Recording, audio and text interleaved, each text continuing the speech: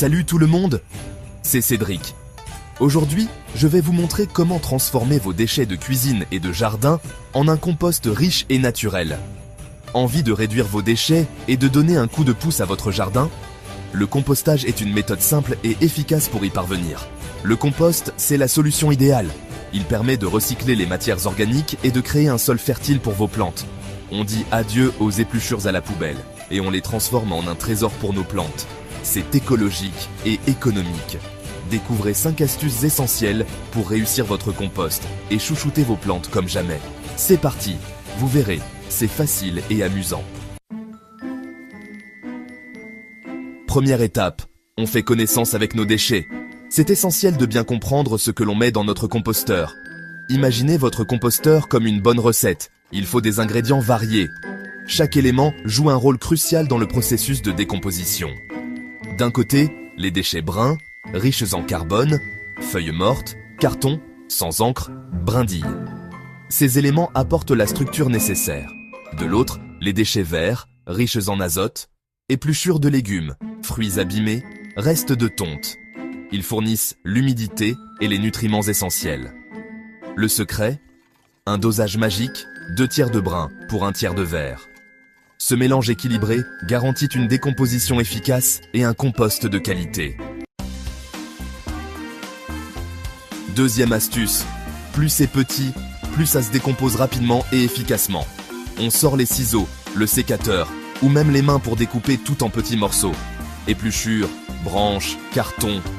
Plus c'est petit, plus les micro-organismes s'activent et transforment le tout en un super engrais naturel.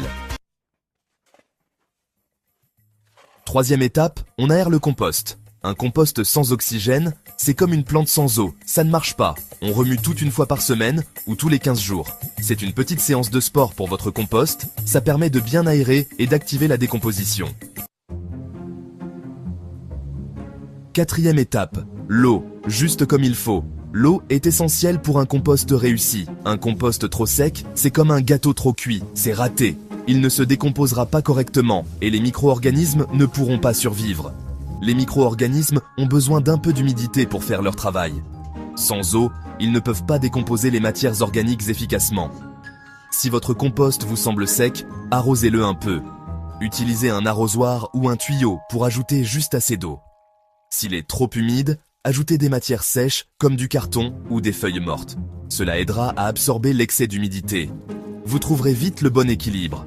Un bon compost est le résultat d'un bon mélange de matières humides et sèches.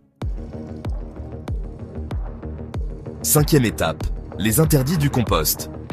Attention aux intrus. Certains déchets, même biodégradables, peuvent poser problème. On oublie les produits laitiers, les viandes et les poissons, les matières grasses, les os, les plantes malades ou traitées. On se concentre sur les déchets végétaux, les épluchures, les feuilles mortes, le marc de café. Bref, tout ce qui est naturel et biodégradable. 5 astuces pour un compost parfait. Vous avez maintenant tous les secrets pour réussir votre compost et offrir à vos plantes un engrais naturel et efficace. Essayez et partagez vos astuces en commentaire. Abonnez-vous pour plus de conseils pratiques. On se retrouve bientôt pour de nouvelles aventures au jardin. À bientôt!